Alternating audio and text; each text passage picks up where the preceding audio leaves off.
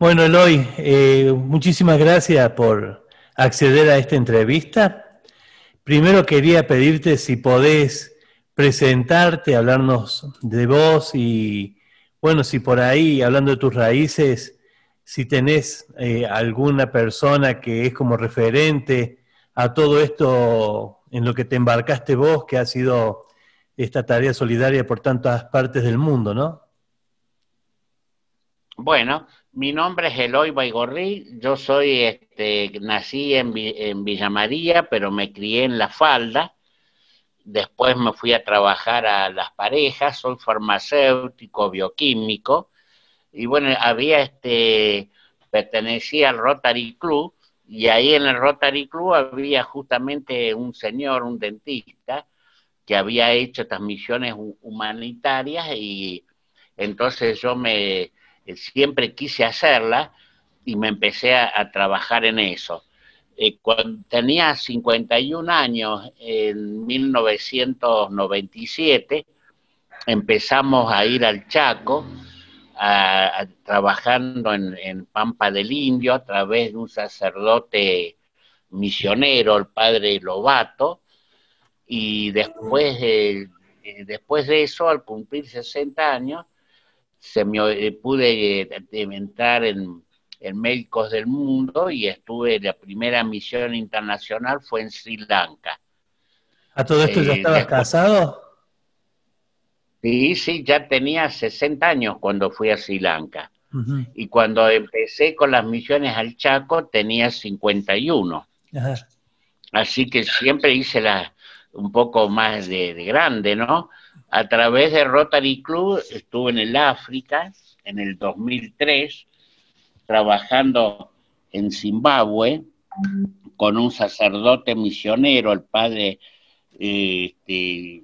Morales, Rubén Morales, que era del Verbo Divino de Mendoza, y ahí estuve trabajando en el Life Center Magama, que es un lugar de cuidado de enfermos terminales de SIDA, y aparte de eso hay una escuela que tiene 800 huérfanos.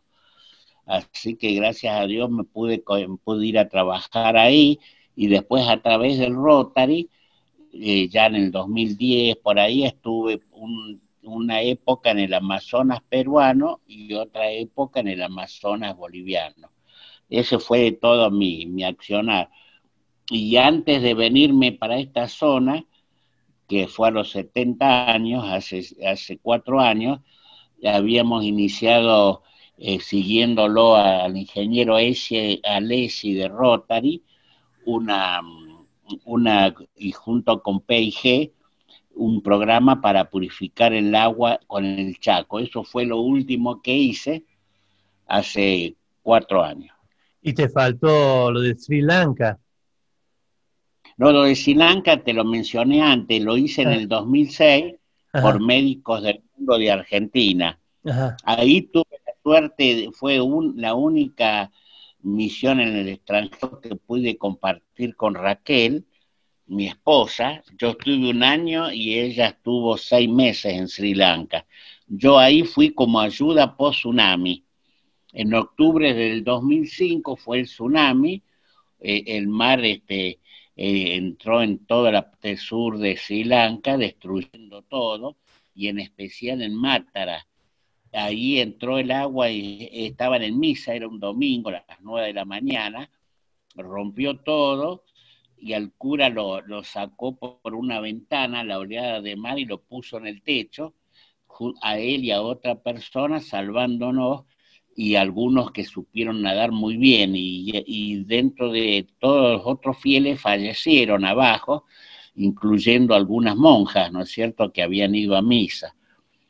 Así que como algo interesante, la Virgen de Mátara, que estaba sin protección de vidrio y nada delante de la iglesia, no la destruyó.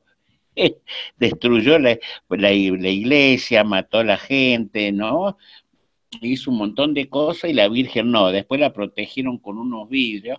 Yo te voy a mandar una foto de eso. Nuestra Señora de Mátara, eso fue un milagro. Y contame, ¿cómo fue el tema de contactarte con otras culturas tan diferentes por ahí a la nuestra? Por ejemplo, en Sumamente África. interesante. Claro, claro. En África, yo estuve, como te digo, en Zimbabue en el 2003, es muy embromado, era, y creo que debe ser igual ahora, porque ellos tienen un resentimiento muy grande a los blancos. Entonces, en esa época nos trataban como los blancos los trataban a ellos, cuando estaban antes de 1985, que fue la revolución de ellos, ¿viste? Así que era embromado porque el gobierno tenía un grupo de choque que le llamaban los bomberos verdes, y era muy, muy difícil porque a todos los blancos les quitaron las fuentes de producción, les dejaron la casa y el auto.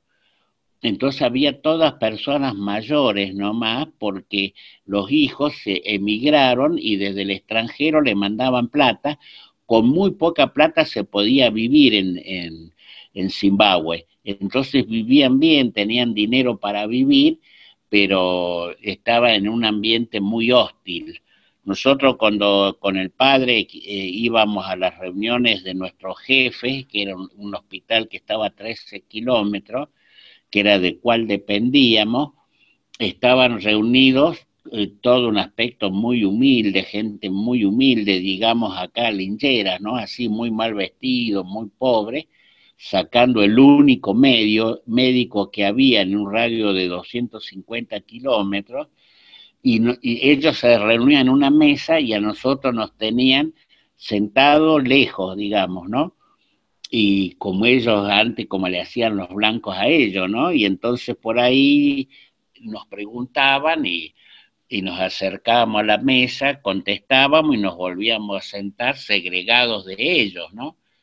Así que había mucha violencia de parte de los hombres negros para nosotros. Pero la parte linda es que las mujeres y los chicos eran muy, muy, muy, muy lindos, muy buenos. Hay muy pocos hombres eran católicos, las mujeres había muchas, mujeres y chicos, y ahí hicimos una muy linda, el padre hizo una muy buena acción, heredó de unos sacerdotes también del Verbo Divino alemanes el lugar que hacía 10 años habían abandonado, pero estaban las estructuras impecables porque estaban una construcción muy buena, heredó la escuela para 800 chicos, el hospital, la vivienda para 5 monjas, la vivienda para él, todo muy bien construido, así que él cortó las malezas y los puso en funcionamiento y hizo una gran función.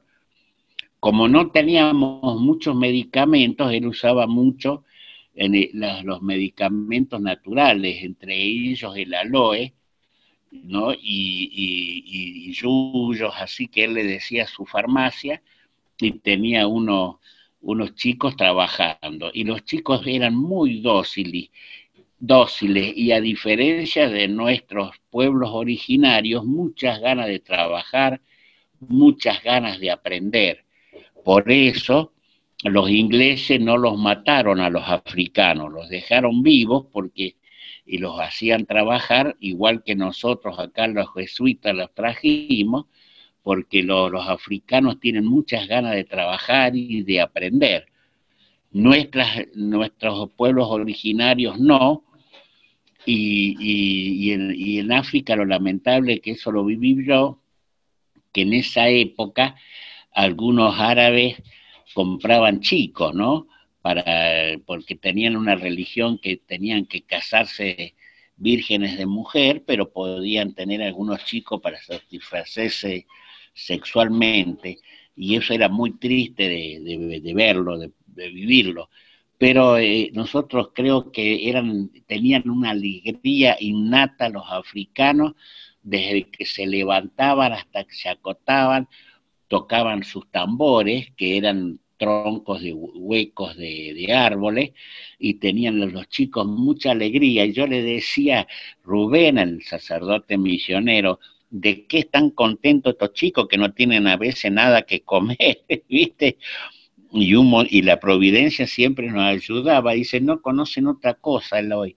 El mundo de eso es eso, pero una alegría en los chicos, un ritmo, unas ganas de trabajar y de aprender, que realmente una cultura muy interesante, sacando los hombres que, como te dije, tenían mucho ejercicio del poder y mucha violencia. Con respecto a Sri Lanka, también tienen mucha alegría para vivir.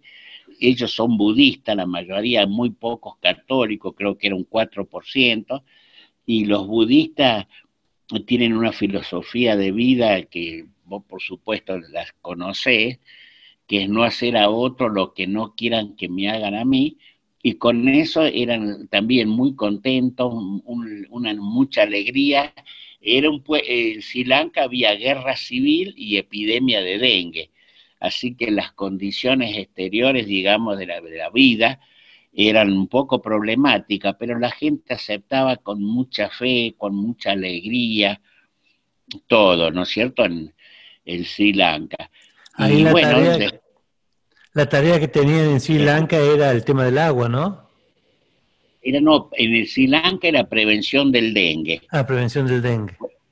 Claro, porque ellos pidieron ayuda en eso, tienen una muy buena salud pública en Sri Lanka, pero con el dengue, ahí hay 4 tipos de virus en Sri Lanka. Entonces, cuando a vos te pica un mosquito y te pone un virus, y después te pica otro mosquito y te pone otro tipo de virus, vos te enfermas del dengue hemorrágico y había muchísimas muertes.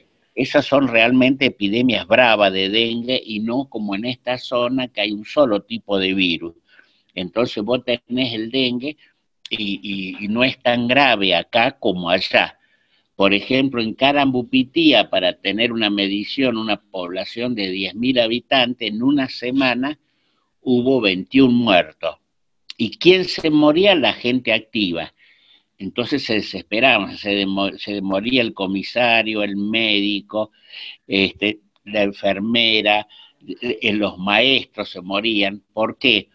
Porque vivían en un barrio y se trasladaban a otro barrio a trabajar. Entonces en el barrio 1 lo picaba el dengue 1 y donde trabajaba lo picaba el mosquito con el dengue 2, le agarraba la fiebre y la hemorragia y fallecían, pero fallecían en 4 o 5 días, ¿ves? Y en cambio nosotros los viejos, o los viejos que vivían, no salían del barrio, y los chicos tampoco, entonces ellos no morían, ¿no es cierto? Sufrían el dengue, como se sufre acá en nuestro país, pero que no es un dengue grave, porque la hembrita te va produciendo defensas mientras te pica. Hoy te pica una hembrita, te produce una defensa, mañana te pica otra hembrita del mismo virus, y vos tenés un poco de defensa y vas teniendo fiebre, dolor de hueso, pero vivís. Algunos fallecen, pero la mayoría vive. Ese es el dengue que tenemos en Argentina. Allá, al haber los diferentes tipos de virus, se hace el dengue hemorrágico, que realmente es muy grave. Y acá en la Amazonas, decía, estuviste en la Amazonas boliviana. El Amazonas boliviano y el Amazonas peruano.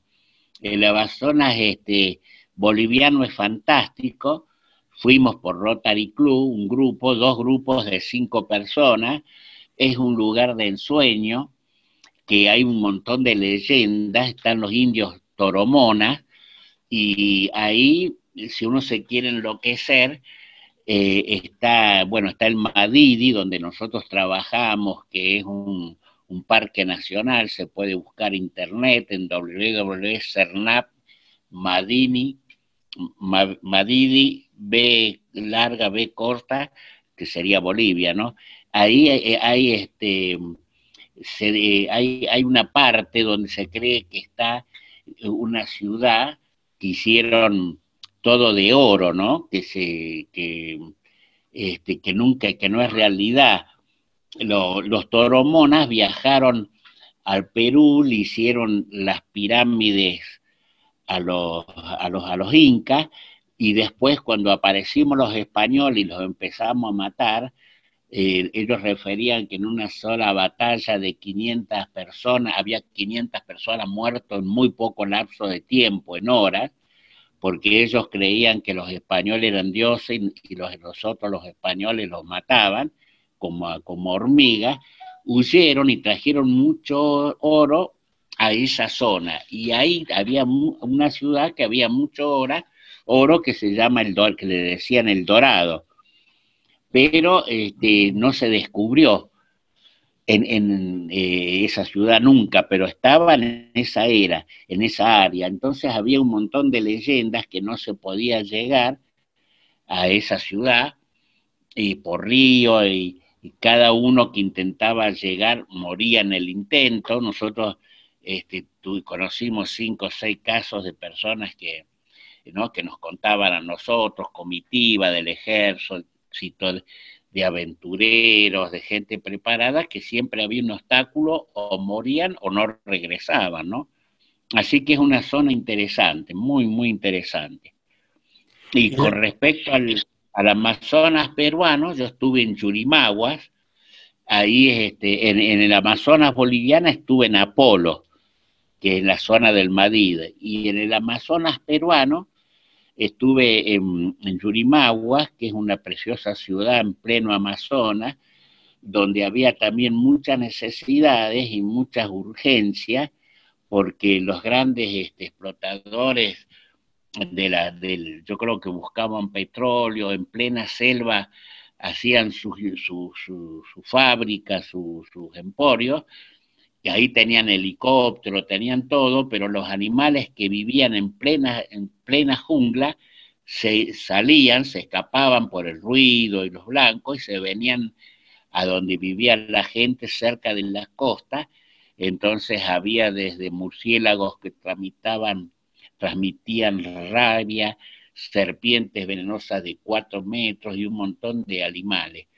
Pero la gente siempre es muy buena, con mucha fe. En esa zona, en los dos Amazonas, el boliviano y el peruano, la gente tiene mucha fe, y bueno, y se conforman con los que le toca la vida, no conocen otra cosa y van viviendo. ¿Alguna vez sentiste en estas aventuras, entre comillas, que tu vida peligraba? No sentí, porque soy sumamente inconsciente, y gracias a Dios nunca me pasó nada. Por ejemplo, en Sri Lanka, que estaba en guerra civil, bueno, hay muchas anécdotas, ¿no?, que no te quiero extender demasiado, pero nosotros salimos con mi señora, nos habían dado unos días de vacación, y pasamos por un lugar y vimos muchos soldados así, pero no nos llamó la atención. Volvimos a pasar cuando fuimos a visitar una ruina, vimos muchos soldados, y cuando volvimos a ver soldados. Entonces una italiana que estaba con nosotros en Mátara, nos llama a ese lugar de vacaciones, que eran las sierras, ¿no? Dice: uy, ¿cómo están ustedes? Perfecto. Porque hubo un atentado. No, nosotros no vimos nada, ¿viste? Y había habido un atentado, pero nosotros cuando pasamos no había sucedido. Cuando volvimos ya había hecho el atentado, ya habían matado 15 personas, pero a nosotros nada, ¿viste? Nunca no fuimos conscientes que arriesgábamos, pero siempre la pasamos bien. Otra anécdota: yo mando a mi administrador, que era un joven francés, a la capital, Colombo, para hacer un trámite, porque teníamos un lugar con 5.000 refugiados en zona de guerra, que atendíamos entre varios médicos del mundo y otras instituciones, y nos habían dado 48, la Cruz Roja, Acción contra el Hambre, 48 horas para irnos del país, y yo lo mando al francés a la capital para que consiga un permiso para extender un mes más, y el francés me dice: mira, te voy a mandarme, yo tenía que conseguir una recomendación del embajador que estaba en la India y subrogante en Sri Lanka, y me había dado un teléfono, y me llama después que le envié ¿cómo se llama?, la recomendación a otro fax. Y digo, no me compliqué la vida, francés, tenía 24 años, ¿por qué cambiaste de fax? Porque al anterior lo volaron. ¿Cómo lo volaron? Habían puesto una bomba. El francés fue ahí, viste, había un fax, lo contrató, se quería quedar ahí, y yo le dije, como era tranquilo el francés, le digo, no, no te quedes esperando una hora, salí del lugar y andá y hace otra cosa. Yo estaba en Mátara, a 400 kilómetros, y el francés me hace caso, deja el lugar, hacer otra cosa. Cuando vuelve al lugar habían puesto una bomba y quedaban cenizas solas, ¿no? Pero nosotros nunca vivimos así. También en el África me enfermé de malaria, pero viví. Llegué muy flaquito a las parejas, pero después me curé. Y en Sri Lanka mi señora se pegó chichungunya, pero después se repuso. ¿Ves tantas necesidades, Juanjo, que a lo mejor alguna vez corrimos riesgo, pero no nos dimos cuenta, porque todo el mundo corría riesgo? ¿Y tu Y otra experiencia? acción también Sí. que hice en nuestro país, trabajando para la Cedronar y en la municipalidad de Las Parejas, lucha contra la droga, ¿no? Hicimos una serie de cosas interesantes para tratar pero fue una lucha esa que no me dejó buen sabor, porque trabajás con la derrota, ¿no? Me estoy emocionando, son pocos los chicos que podés rescatar, y vimos muchas cosas tristes en la lucha contra la droga, ¿viste? Pero lo hicimos también, lo hice, y eso fueron muchos años, pero bueno, ya pasó. Digo, la experiencia en el Chaco y en Santiago, digo, porque uno piensa que la pobreza está en otros países, ¿no? Claro, la experiencia en el Chaco fue maravillosa, pero no hay peligro. En el Chaco, en Santiago del Estero también fui por médico del mundo a combatir el dengue, y en el Chaco con Rotary hicimos 27 misiones. Yo participé 27 misiones, la mayoría yo era el responsable, pero la gente sufre mucho, te da mucha lástima, sufre hambre, los chicos se mueren de enfermedades que no se tenían que morir porque hay vacunas y todo, ¿ves? Pero la comunidad tiene mucha fe en su religión, o algunos los habían vuelto católicos, los sacerdotes, pero pocos, ¿no? La mayoría tiene mucha fe y mucho amor por los chicos, los cuidan. Tienen ellos, no tienen la palabra propiedad privada, no existe. Entonces ellos, vos le regalás una bicicleta a un enfermero y no la usa el enfermero, la usa toda la comunidad, la terminan por hacer mierda porque nadie la cuida. Yo creo que por eso ellos no progresan, ¿no? Pero son muy solidarios, tienen muchas necesidades, pero viven mejor. En cambio, en el África hay mucha brutalidad, mucha explotación, mucho abuso. Es muy triste. El lugar más triste de todo fue el África para mí, ¿no? Por lo que te acabo de referir. Con las mismas necesidades, el mismo común denominador, pero con otra realidad social, ¿no? En el África hay muchas dificultades, mucho abuso, mucha desigualdad. Nosotros en el África, volviendo al África, teníamos la suerte que el rey, en Magama, era empleado del cura, era el sereno, y era un borracho viejo, un viejo rey, era empleado nuestro, así que el cura le daba todas las noches una botella de vino, el rey se chupaba, no cuidaba, pero estaba a favor nuestro, ¿viste? Y no vendía a los chicos. En cambio, un rey vecino, que estaba a 15, son reinados chiquitos, Magama tenía 2000 habitantes, pero ahí la autoridad es el rey. Ahí no participa ni la policía, ni los gobernadores, ni los intendentes, nada. Ahí el rey hace y deshace. Estando yo encargado de la misión, porque se fue el padre a dar una conferencia a Bulawayo, me quedé yo mataron por celos, un chico mata a una chica, ¿viste? Y no vino nunca la policía. Lo resolvió el rey dándole un castigo al chico que pintara la escuela esa inmensa, ¿no?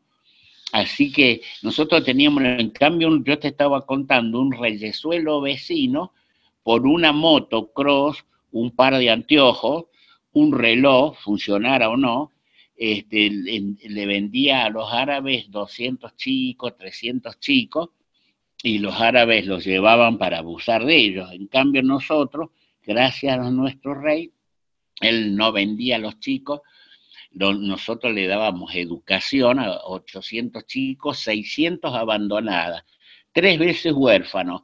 Se le habían muerto los padres, la madre, por el SIDA, se le habían muerto las tías por el SIDA y se le murieron los abuelos. Entonces esos chicos estaban más abandonados que los perritos de la Falda y Valle Hermoso, porque en la Falda y Valle Hermoso vos tenés gente que le tiene cariño a los animales, los cuida, los rescata, o cualquier vecino le pone agua afuera y comida. Allá los que le ponen agua y comida a los chicos abandonados abusan de ellos, ¿no? En muchos tipos de explotación, de todo tipo de explotación, laboral, lo que sea. Por eso te digo que la labor del padre Rubén Morales ahí era muy linda porque tenía 800 chicos, 600 abandonados que comían. Los chicos vivían en chozas cuidados por abuelas y él les conseguía permanentemente la comida, que era una polenta de maíz, que era la misma comida todos los días, y les daba educación y les celebraba misas, ¿ves? Y una sorpresa, Juanjo, con permiso, los hombres allá, porque la cultura de ellos se podían casar hasta 6 o 7 veces, y le daban la comunión a la primera mujer, digamos. Después las otras se las consideraba concubinas. Y muchos sacerdotes tenían, esto es muy, no sé si vale la pena, mejor no comentarlo, tenían parejas con permiso del obispo, ¿viste? Porque estaban en el medio de la nada, y bueno, esas realidades de allá, ¿no?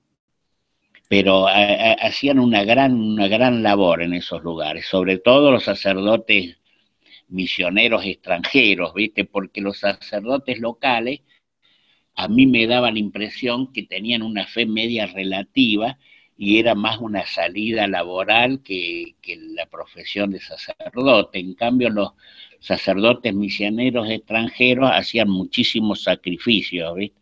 Y eran todos muy excelentes, ¿viste? Eloy, de todo esto que has vivido, ¿qué descubrís que te queda en vos? ¿Qué queda en vos de toda esta labor? Bueno, me queda en mí un agradecimiento muy grande a Dios por haberme dado tantas cosas, poder disfrutar de un plato, de una compañera como tengo de 47 años, de los hijos, de los nietos, de haberme dado salud y todos los días darnos salud, darnos paz y amor para compartir lo que tenemos, ¿no? Así que, bueno, y también gracias a Jesús que me dio la oportunidad de sentirme útil, de servir, que yo creo que desde el nacimiento fue lo que más, digamos, lo que más marcó mi vida, el ser útil, el poder servir y ayudar. Ahora estoy viejo y hago poco, ¿ves? Porque en la salud ya no tengo fuerzas, digamos. Pero la satisfacción esa se la debo a un gran agradecimiento a Jesús. Cuando fui a Sri Lanka, como experto internacional del dengue, yo estoy completamente seguro, como todo, que lo hizo la providencia, ¿viste? Si yo hubiera sabido con quién tenía que competir con otros 5 en el concurso de médicos del mundo para ir a Sri Lanka, no hubiera competido, porque los tipos tenían muchos antecedentes, dominaban idiomas, un montón de cosas, y me eligieron a mí, que era un bioquímico de una ciudad de Santa Fe chiquita, las parejas, que sabía poco inglés, y la providencia me ayudó en todo momento. Desde el examen en inglés, que me hicieron una inglesa en Buenos Aires, y después por teléfono de Sri Lanka, hasta los conocimientos que no los tenía, que los aprendí. Fui 3 días al norte a Misiones, gracias a Rotary, para aprender algo sobre el dengue, pero estoy seguro que Jesús me dijo, bueno, tiene que ser este, y me señaló y me mandó, ¿ves? Y si hay alguien que tuviera alguna inquietud de hacer algún voluntariado fuera del país, ¿qué le aconsejarías? Bueno, yo le aconsejaría que hay una página en español que es muy interesante y donde aparecen todas las posibilidades de voluntariado. Lo ideal es hacerlo dentro del país y ir adquiriendo experiencia, ¿no? Acá hay un sacerdote que fue misionero, yo creo que te lo presenté a vos, que fue a Betania, que fue misionero en Angola, que tiene una organización y busca misioneros para ir a trabajar en Angola. En esa página web española que se llama Haces Falta, hay oportunidades, y lo mejor de todo es la Fundación Vicente Ferrer, donde yo también estuve en la India, pero estuve pocos días, donde ahí uno puede aprender. Le diría que lo ideal es que estudie inglés y que tenga una profesión que pueda ser útil. Cualquiera de las profesiones cercanas a la medicina son muy buscadas, y si no, la parte administrativa también. Pero sería lindo empezar haciendo acá en el Chaco. Yo estoy relacionado con La Higuera, que es una organización que hace misiones humanitarias al Chaco, con SOS Aborigen, que son todos amigos míos que yo los llevé por primera vez y después ellos me superaron porque hicieron organizaciones de ayuda humanitaria muy buenas. Yo empezaría con alguna de esas experiencias en la Argentina, estudiaría inglés y después me ofrecería en Hace Falta o en la Fundación Vicente Ferrer. La Fundación Vicente Ferrer es extraordinaria, es en Anantapur, India, y ahí te dan casa y comida, tenés que pagarte el viaje, pero es una cosa muy bien organizada y es muy lindo para aprender. Y por último, puede ser eso una salida laboral. Yo fui voluntario porque era viejo y no tenía ambiciones de sueldo, no necesitaba, pero si uno entra primero en el servicio voluntario, aunque sea voluntario, ellos te dan un per diem, que en ese momento eran 900 euros, y para que vos mantengas tus propiedades en tu lugar de origen, en tu país de origen, y después aparte unos $200, que allá es muchísimo dinero. En Zimbabue, un gran gasto, que es comprar una esposa, en aquel momento salía $6. Era así que el dólar americano vale muchísimo. En Sri Lanka lo mismo, yo con $200 por mes que me daban, que no tenía que rendir cuenta, los ahorraba, porque no, o sea, puede ser una salida laboral. Y una vez, después lo mejor viene cuando tenés 55 años, porque te podés jubilar a los 55 años con el 100% del sueldo, y casi siempre hay un premio que son $100.000 que te dan. Así que el que le gusta puede ser una salida laboral también interesante. Y se va a sentir muy bien porque todos los días, al llegar la hora del reposo, uno se siente satisfecho porque por las cosas útiles que pudo hacer durante el día, ¿no? El Bueno, servicio al prójimo. qué buenísimo. Bueno, muchísimas gracias, Eloy. Esperemos que hagamos una segunda parte en algún momento. Con muchísimo gusto, yo estoy a disposición. Después yo por ahí tengo algún CD de alguna otra entrevista y algún CD con fotos que si te sirven te los puedo mandar o entregar para que los veas. ¿Cómo no? Va a estar muy bueno, va a ser muy útil. Bueno, muchísimas Bueno, gracias. muchísimas gracias. No, gracias a vos, Juanjo. Nos vemos, gracias.